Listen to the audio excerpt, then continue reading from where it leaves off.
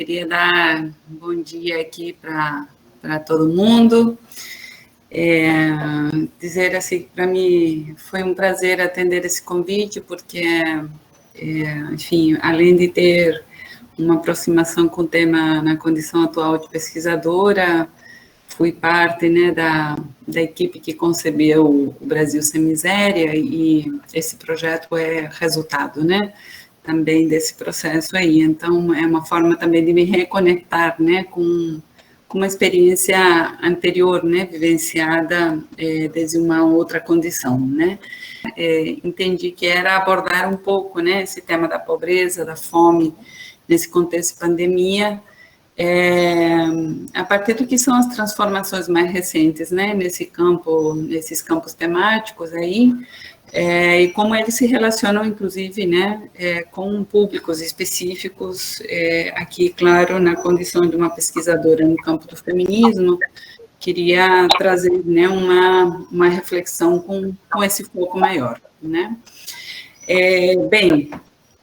eu queria, primeiro, acho que é importante afirmar que quando a gente está falando de pobreza, a gente está falando de pobreza a partir de um sentido multidimensional, né, da pobreza. Nós não estamos falando apenas, né, de um problema econômico, nós estamos também falando, né, de um problema com uma dimensão social e política,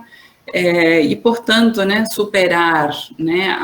a pobreza implica em superar a fome, né, superar, né, a dificuldade de acesso a serviços públicos, mas também, né, incidir sobre a capacidade de autodeterminação, sobre a capacidade, né, de participação política, da possibilidade, né, de autonomia, né, dessas populações que estão sendo alvo da pobreza, de determinar, né, que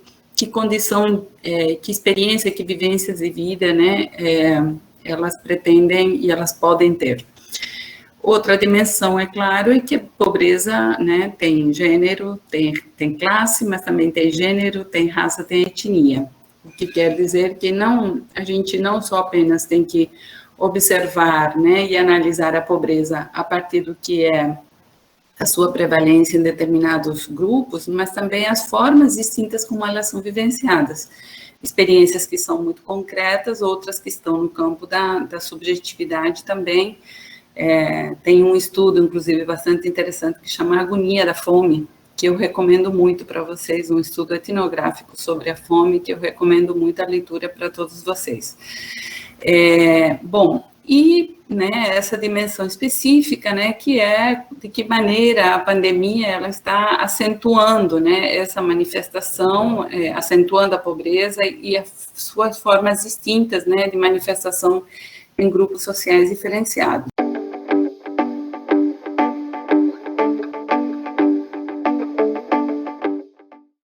Abordando, né, mais essa dimensão que, como eu disse, não é só econômica, né, um privilegiamento aqui do tema da fome,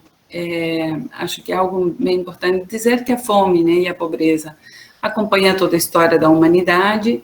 mas o período recente, e em particular, né, nos anos 2000, a gente vivenciou uma transformação muito importante dessa agenda no mundo, certo?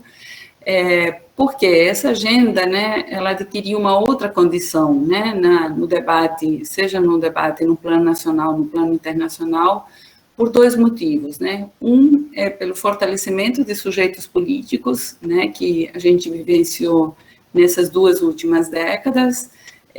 especialmente com o processo, né, de transnacionalização de movimentos sociais e o fortalecimento desses movimentos também, claro, no plano nacional. E também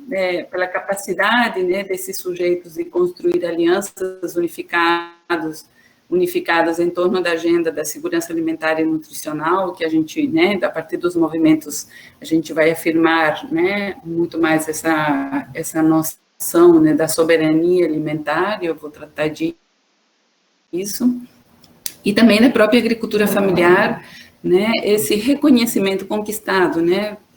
diante da sociedade frente ao Estado. E uma consequência desse processo de fortalecimento desses sujeitos políticos foi, inclusive, a conquista de espaços institucionais, especialmente em algumas regiões do mundo, e em particular na América Latina. Bom, isso vai ter, né, essa conquista, né, de espaços institucionais, ela vai resultar, né, na constituição de uma agenda de ação em ambientes governamentais, em agências multilaterais, e é desse processo, né, que vai emergir todo um debate sobre essa ideia da capacidade de autodeterminação dos povos, né, sobre os seus sistemas alimentares, né, e sobre o modelo de agricultura, né, que sustenta esses sistemas alimentares, é o que está contido nessa ideia de soberania alimentar que vem cunhada, né, dos movimentos sociais, e é desse processo também que surge essa ideia, né, da alimentação como parte de um direito humano, né. Isso altera completamente, né, a condição do debate público, né, sobre a segurança alimentar, sobre o tema da fome, né, e a articulação, claro, disso com o reconhecimento da pobreza como um problema público, né, como um problema de toda a sociedade, né, e em distintas escalas. Mas é claro que nós não podemos tratar disso, né, da fome, da pobreza, como eu disse, apenas a partir de uma dimensão econômica e tampouco simplesmente o tema da fome como suprimento de alimentos. Quando a gente trata, né, de segurança alimentar, de soberania alimentar, nós estamos nos reportando a um campo, né, de reflexão que é uma reflexão sobre os sistemas agroalimentares. Então, nós não podemos tratar da superação da fome sem alterar, né, sem rever o modelo de agricultura, né, e o modelo econômico, né, que orienta os sistemas alimentares nos seus distintos planos. Então, a questão é, né, a pergunta, né, que passa a ser feita a partir desse processo de reconhecimento no período mais recente ok, superada a fome, mas a partir de quais alimentos, né? Com qual agricultura praticada, né? É nesse momento que essa ideia, né, de sistemas alimentares sustentáveis, de alimentação sustentável, de alimentação saudável, né? Ela entra em pauta.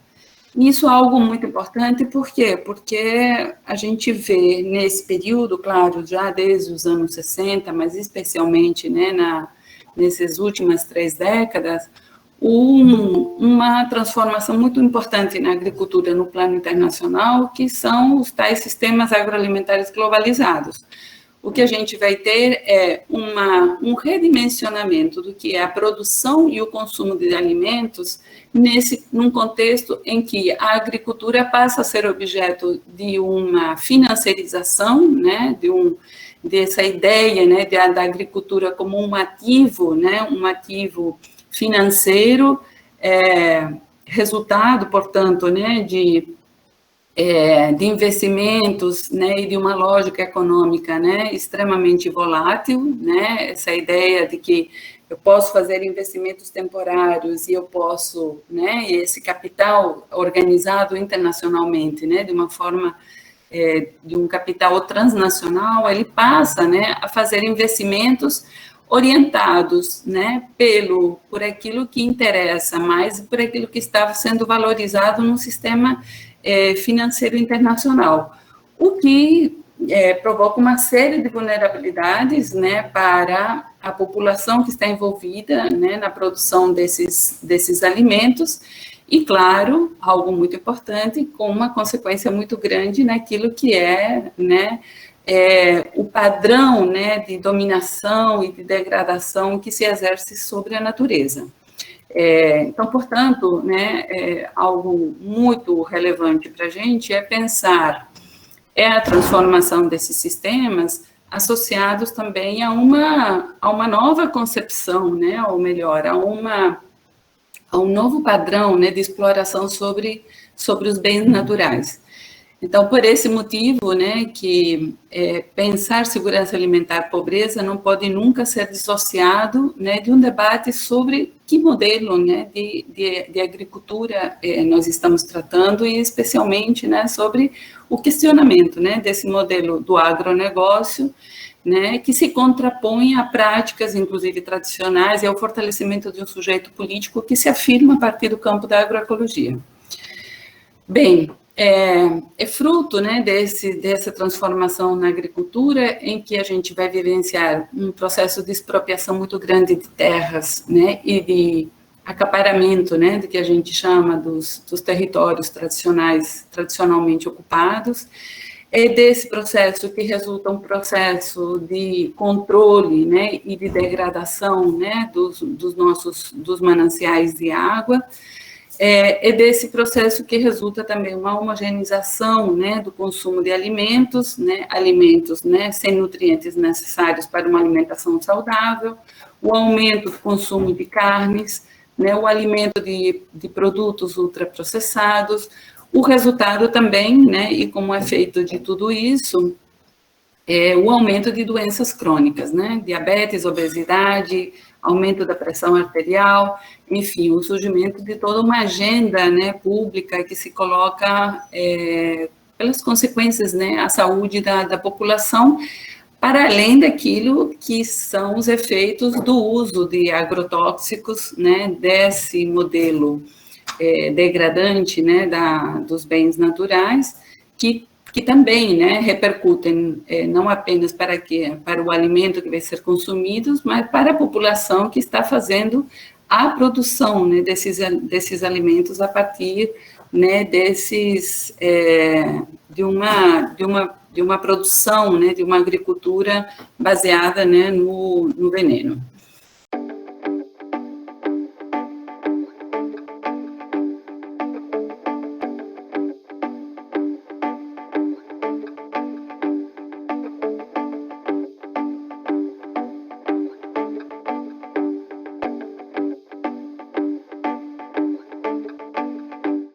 Bom, também algo relevante, né, para pensar na segurança alimentar e também a fome é a dimensão da perda de hábitos alimentares tradicionais, né? A gente vê, por exemplo, no sertão do estado de Pernambuco, em pesquisa, né, que nós realizamos recentemente, como, por exemplo, na agricultura familiar, uma lasanha tem uma valorização muito maior do que uma buchada, né? Como a gente vai ver a introdução gradativa do arroz, né, do fechamento de casas de farinha, né, e a substituição, portanto, né, do consumo da farinha,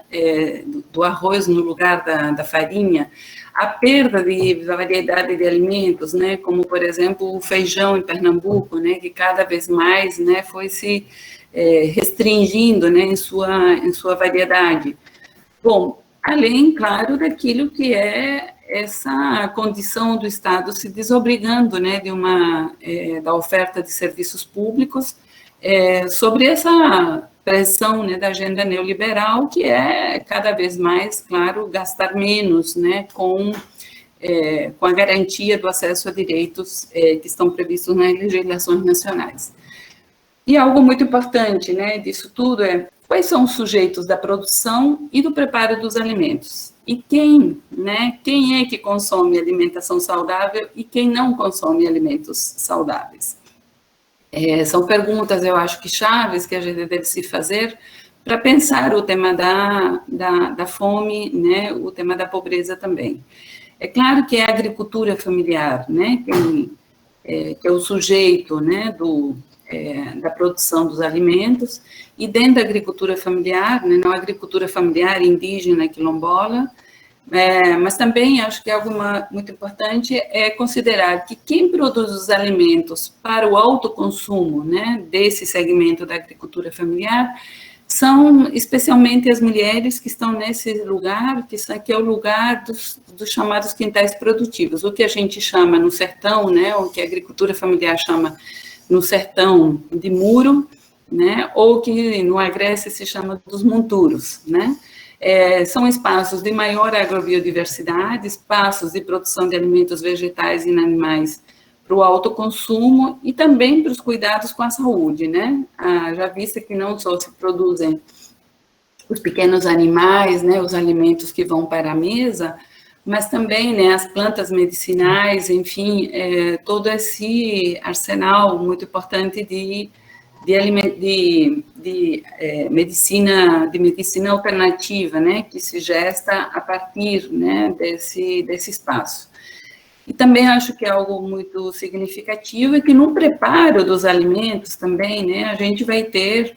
um importante saber, né, praticado por parte das mulheres, a partir, inclusive, da agrobiodiversidade, né, que nós encontramos em cada um dos territórios. Então, para cada feijão, a gente tem um preparo distinto, né? Ou se a gente considerar, por exemplo,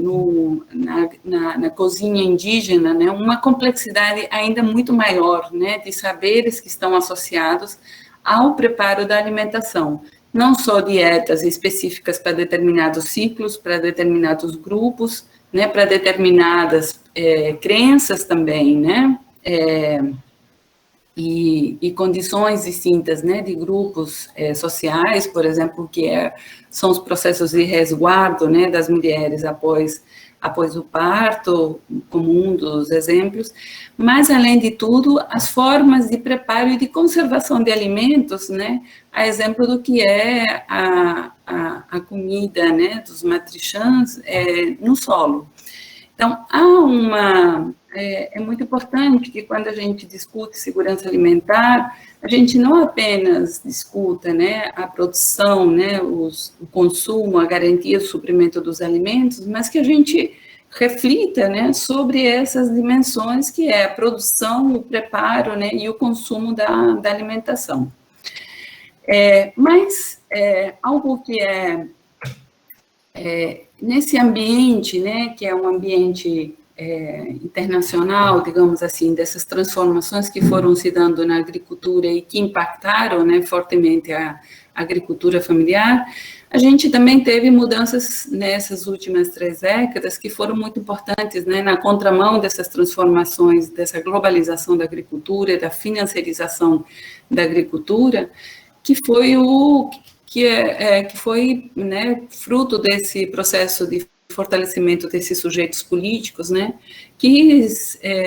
teve efeitos, né, em governos e também em agências multilaterais. Então, por exemplo, no campo internacional, a gente vai ter os chamados ODS, né, com todos os questionamentos que a partir dos movimentos sociais, né, realizamos a esses conceitos e a esses compromissos, né, mas há um reconhecimento, né, por parte, né, de uma agenda internacional da fome como parte da necessidade do estabelecimento de um comprometimento internacional para a sua superação. Disso, né, que resultam, desse processo que resultam compromissos internacionais, mas a gente vai ver de que forma, né, com toda essa pressão do agronegócio e com essa onda conservadora que a gente viveu, especialmente nessa última década, como todos esses compromissos internacionais, eles estão sendo comprometidos, né? Eles estão sendo esfacelados, né? No momento atual. Acho que uma referência muito importante, né, que a gente vai ter disso é a recente publicação da FAO, intitulada O Estado de Segurança Alimentar no Mundo, para os dados, né, de 2020, que diz, né, por exemplo, constata nesse próprio informe recentemente publicado, que aquele compromisso internacional firmado, né, no ambiente dos ODS, né, que indicava a possibilidade de superar a fome no mundo até 2030, né, essa possibilidade ela está completamente comprometida, certo? Por quê? Porque se permanecer a tendência atual, né, pelos dados, pelas estatísticas, né, que foram recolhidas recentemente, nós teremos em 2030 840 milhões de pessoas no mundo, né, o que equivale a 9,8% da população passando fome. E algo muito importante, né, relacionado a essa provocação, né, que o curso, né, se dispôs se desafiou a pensar, é que com a pandemia, né, esse montante ele é incrementado com mais entre 83 a 132 milhões, né, de pessoas subalimentadas no mundo.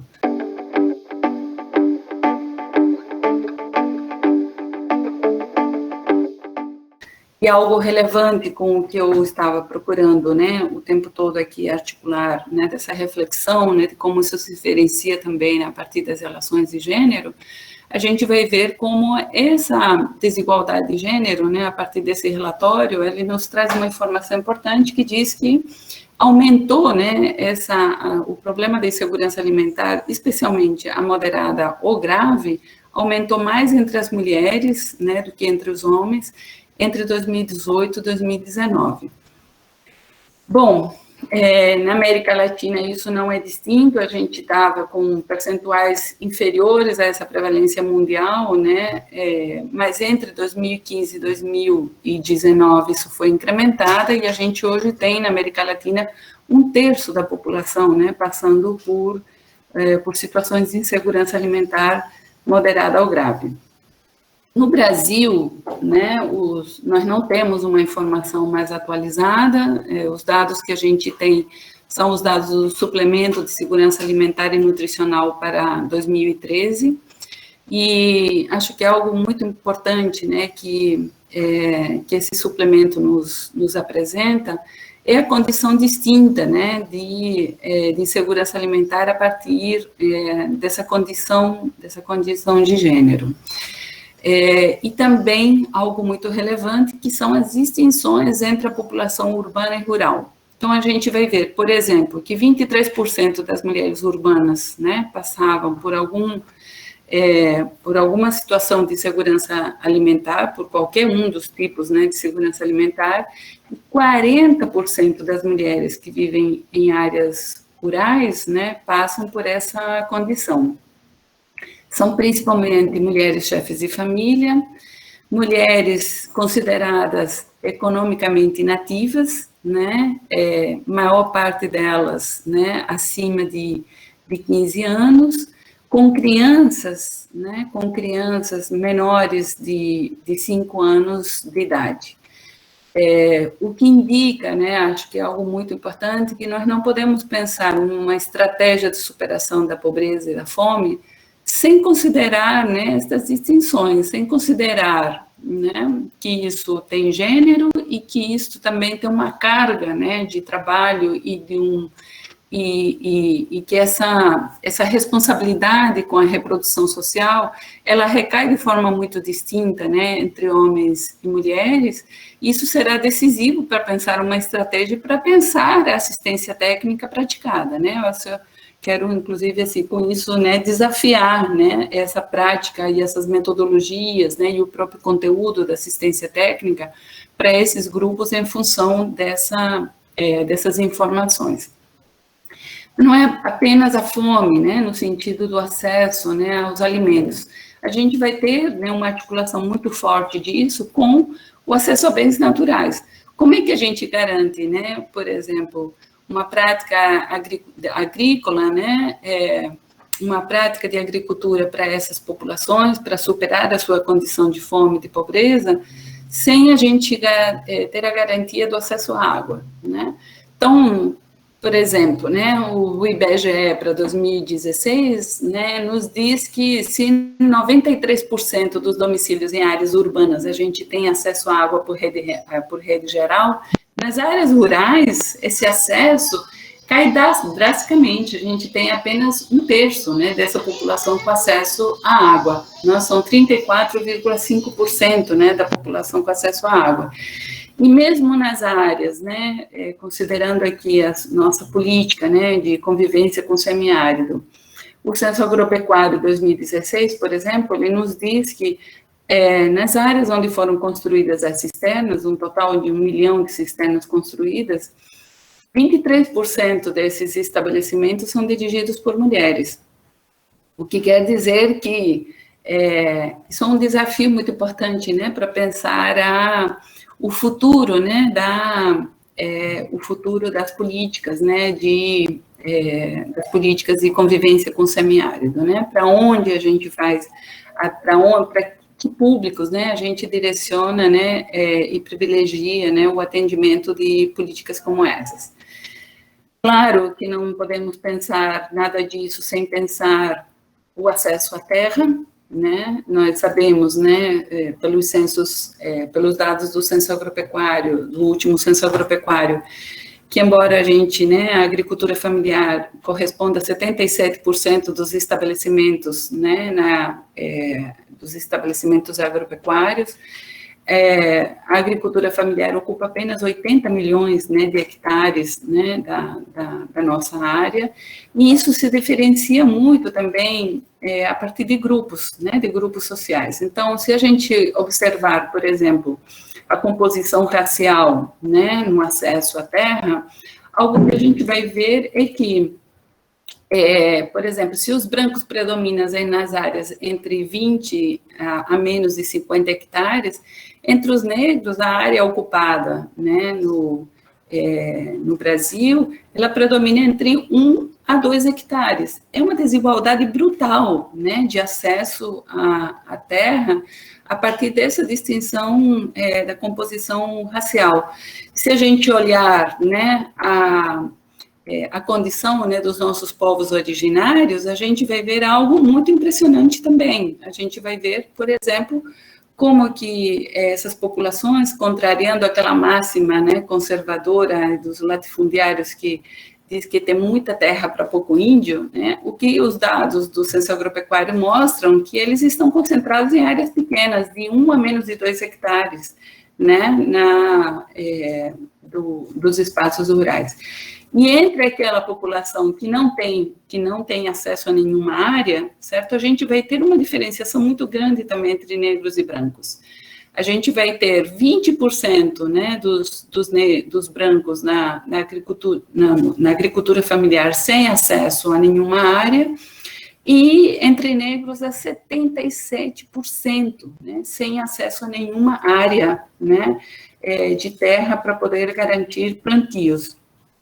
E isso é evidente que também se diferencia muito a partir, né, da condição das mulheres. Então, se a gente vai ter, por exemplo, entre proprietários, né, da agricultura familiar, 59% de homens, entre as mulheres isso vai ser 13%. Ou seja, a gente não pode, né, volto aqui a afirmar, a gente não pode pensar essa condição de superação da pobreza e de superação da fome sem considerar essas distinções, né? Se a gente consegue uma ação como extensionista, se a gente consegue uma ação no campo de políticas públicas sem observar essas diferenciações, a gente vai ter um efeito que é reproduzir, né, todas a combinação desses sistemas de desigualdade, né, esses sistemas de dominação que a gente vivencia. Bem, é bem importante, né, também dizer que nesse período, né, especialmente nas 2 primeiras décadas, né, dos anos 2000, nós tivemos conquistas importantes no Brasil com o fato que foi o reconhecimento da agricultura familiar por parte do Estado, né, com políticas diferenciadas para a agricultura familiar, com a constituição de uma agenda de políticas para as mulheres, com uma constituição de uma agenda também de reconhecimento de direitos territoriais das populações tradicionais, mas, claro, não sem contradições, não sem conflitos, né, na convivência e com o fortalecimento de um processo, né, do agronegócio nesse período também.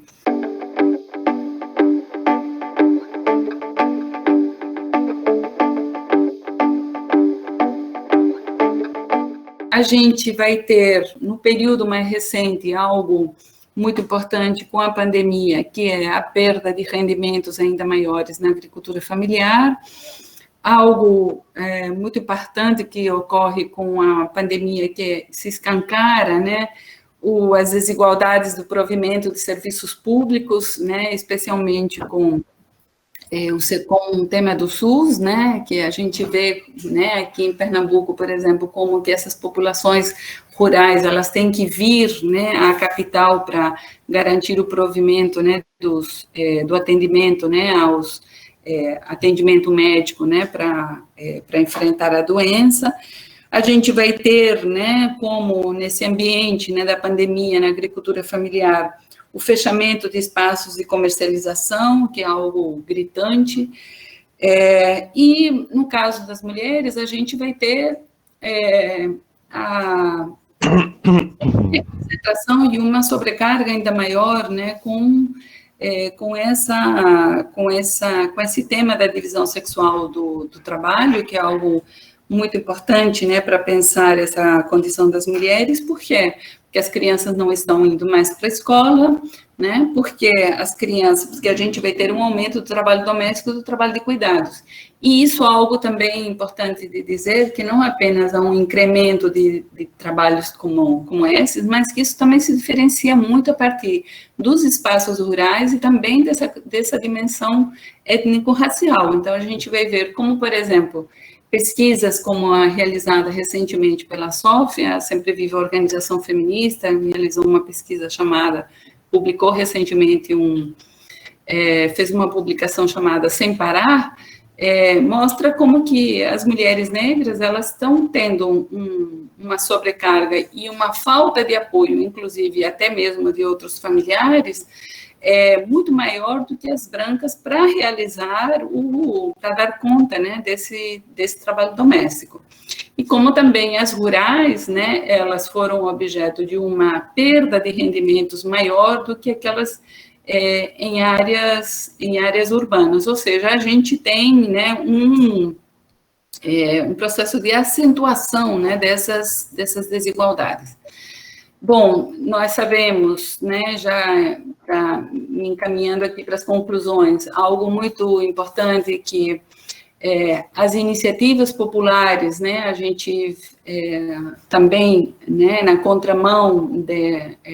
desses problemas, né, desigualdades, né, que a pandemia acentuou, a gente também vai ter, né, iniciativas populares, seja no campo legislativo e seja no campo dos movimentos sociais, né, articuladas, claro, evidentemente a partir, né,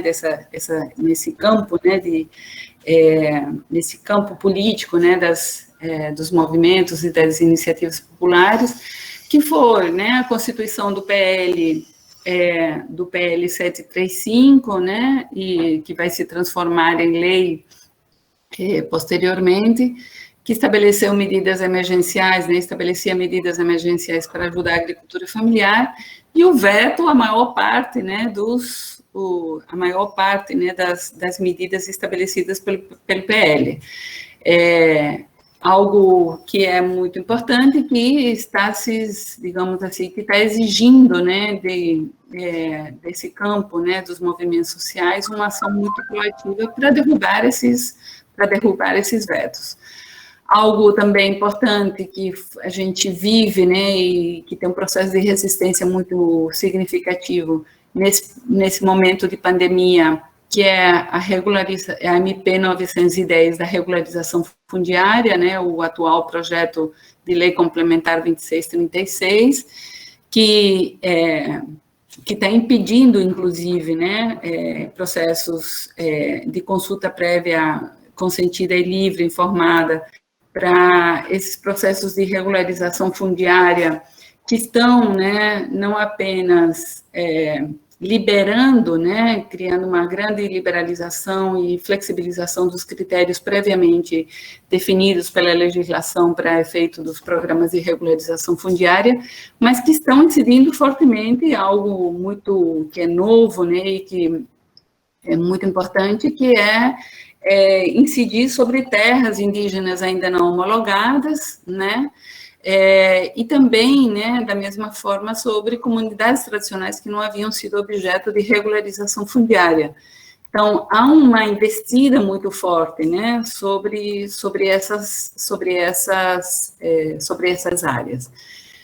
Bom, eu queria também comentar que no campo específico, né, da assistência técnica, a gente vai ter, né, não apenas o desmonte das políticas públicas, como a gente vai ter, né, uma constatação muito forte, que é uma assistência técnica, né, que inclusive foi constatada, né, pelo censo agropecuário, como ela é frágil, né, como ela é escassa, né, para a nossa população rural, essa assistência técnica que poderia reverter essa condição, né, das práticas, né, da ampliação, né, da agricultura, e inclusive, né, se se bem orientada, né, para reverter, né, esse modelo de agricultura baseado no agronegócio, mas o que a gente vê é uma escassez enorme, né, de acesso a essa política pública, né. Acho que é muito importante, eu queria concluir, né, afirmando isso, que a gente pense, né, para esse momento como um desafio, né, e o fortalecimento, né, das frentes populares, né, que estão sendo mobilizadas a partir de movimentos e também, né, nos escassos espaços institucionais que ainda se tem, especialmente aqui no Nordeste, para fortalecer, né, a garantia da segurança alimentar e a superação da pobreza, né, a importância que são campanhas como Mãos Solidárias, né, no Plano Nacional Vamos Precisar de Todo Mundo, a importância de pensar, né, essa assistência técnica, né, como parte não apenas, né, do suprimento, né, ou da facilitação, né, de processos produtivos, mas uma assistência técnica que esteja orientada para uma agricultura sustentável, agroecológica, e que também atenda, né, às diferenciações existentes no interior da agricultura familiar, e das metodologias, né, que primem pela autonomia, né, dessas populações que estão sendo beneficiadas com esses serviços, e algo muito importante que é, né, a partir do feminismo, né, pensar uma assistência técnica, né, e eu faço essa provocação considerando que esse curso, né, se dirige, né, a esse público, que pense, né, que pense não apenas, né, a assistência técnica, né, como, né, a facilitação, né, da produção de alimentos, mas que compreenda, né, esse trabalho de assistência técnica, especialmente para essa população de extrema pobreza, a partir dessas diferenciações que a gente abordou aqui, né, do papel diferente, né, que homens e mulheres exercem na preservação da biodiversidade, né, na consideração, né, não apenas de uma agricultura a partir da dimensão econômica, mas também da dimensão da produção, mas também da dimensão da reprodução. Então, reconhecer, né, quem é que realiza, né, os trabalhos nos distintos espaços, né, de um estabelecimento é algo muito, muito importante. E considerar, né, inclusive, né, a necessidade de dar conta de metodologias que deem conta, né, da consideração dessa inserção distinta, né, da problematização da divisão sexual do trabalho que existe, né, entre essa ideia do público, do privado, de quem que faz o trabalho da produção e da reprodução, como se houvesse uma oposição e na verdade, né, problematizar e reconhecer, né, que isto é parte, né, da economia na agricultura familiar. E, claro, acho que algo também importante que é dimensionar, né, considerar que que a gente não pode pensar, né, uma assistência técnica que não problematiza, né, que não problematiza as relações étnico-raciais, que não problematiza as relações patriarcais, que não problematiza nessa dimensão das relações de classe. Então,